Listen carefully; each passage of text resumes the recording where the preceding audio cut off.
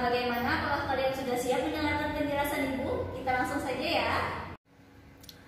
Sekarang kita akan membahas tentang keragaman sosial budaya di Indonesia.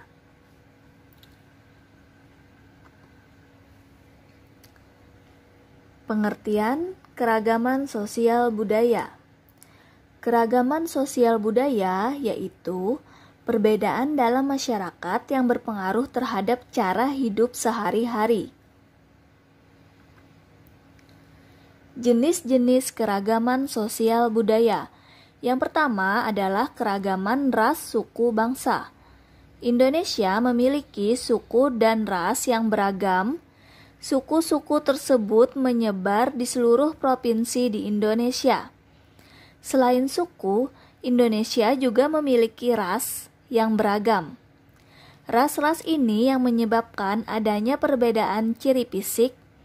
Perbedaan karakteristik suku meliputi warna kulit, bentuk rambut, postur tubuh, serta kebiasaan. Beberapa ras yang ada di Indonesia antara lain Malayan Mongoloid yang tersebar di wilayah Sumatera, Jawa, Bali, Kalimantan, dan Sulawesi. Ada juga ras Melanosoid yang tersebar di wilayah Papua, Maluku, dan Nusa Tenggara.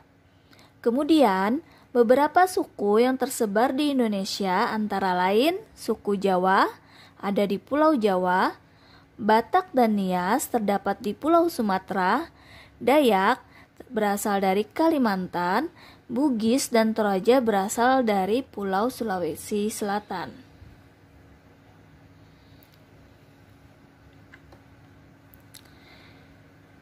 Jenis-jenis keragaman sosial budaya yang kedua adalah keragaman agama.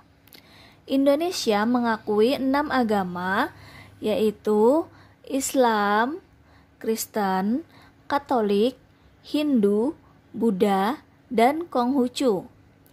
Setiap warga negara berhak untuk memeluk dan beribadah sesuai dengan agama yang dianut. Keberagaman agama bukanlah perbedaan yang dapat menimbulkan perpecahan. Kita harus memaknai keragaman agama dengan bijak. Contoh perwujudan sikap memaknai keragaman agama antara lain menghormati orang yang sedang beribadah serta saling menghargai antar sesama umat beragama. Dan jenis-jenis keragaman sosial budaya yang ketiga adalah keragaman budaya. Setiap suku memiliki budaya yang berbeda dengan suku lainnya. Sehingga budaya di Indonesia juga beragam. Keberagaman budaya meliputi adat istiadat, tarian tradisional, alat musik tradisional, baju daerah, lagu daerah, serta senjata tradisional. Budaya-budaya tersebut harus kita lestarikan agar tidak hilang atau diakui oleh negara lain. Sekarang kita akan membahas tentang keragaman upacara adat. Pengertian upacara adat terdiri dari 2 istilah, yaitu upacara dan adat. Upacara diartikan sebagai suatu kegiatan yang dilakukan oleh sekelompok orang yang terikat dengan aturan tertentu yang sesuai dengan tujuan. Sedangkan adat adalah kebiasaan turun-temurun sekelompok masyarakat berdasarkan nilai budaya lingkungannya. Kebiasaan ini bersangkutan dengan hal-hal yang bersifat magis atau religius dari kehidupan penduduk asli meliputi kebudayaan, norma, serta aturan-aturan yang berkaitan satu sama lain, dan kemudian menjadi sebuah sistem atau aturan tradisional. Jadi, kesimpulannya, upacara adat adalah tradisi dari turun-temurun yang hanya dilakukan di tempat itu saja. Nah, di sini ada beberapa contoh upacara adat. Yang pertama ini adalah upacara adat Peu Sijuk Itu berasal dari Nanggro Aceh Darussalam. Upacara ini merupakan salah satu tradisi leluhur masyarakat Aceh sebagai wujud rasa syukur atas anugerah yang telah diberikan oleh Allah Subhanahu wa taala. Biasanya upacara adat ini dilakukan ketika acara pernikahan, kelahiran, naik haji, menempati rumah baru, dan juga lain-lain. Yang kedua adalah upacara adat Sisingaan. Itu berasal dari Jawa Barat. Upacara ini merupakan tradisi yang dilakukan dengan cara mengarak anak sehari sebelum dikitan dengan menggunakan tandu berbentuk singa. Upacara adat ini banyak dilakukan oleh masyarakat Subang.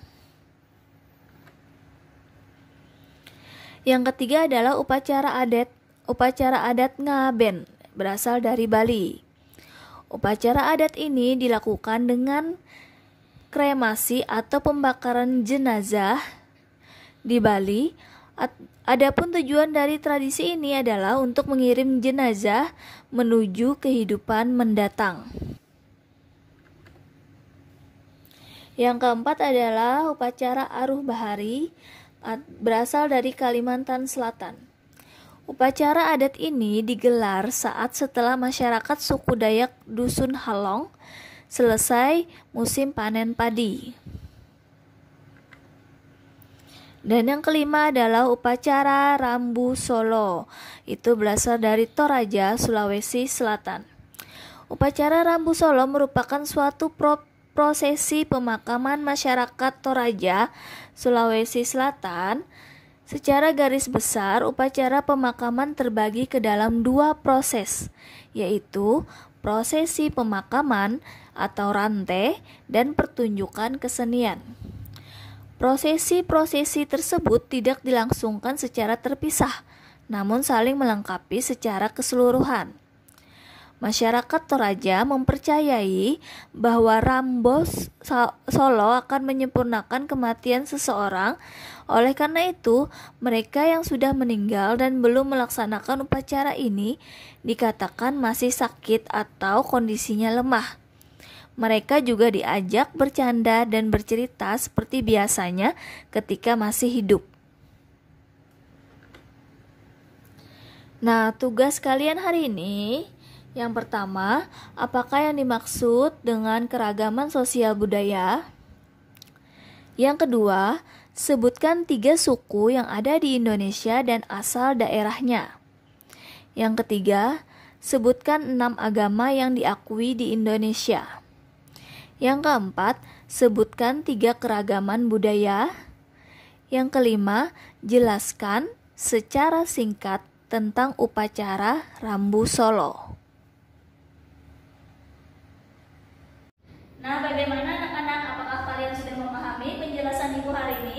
Semoga kalian bisa menjawab tugas-tugas dari Ibu dengan mudah ya. Selamat mengerjakan.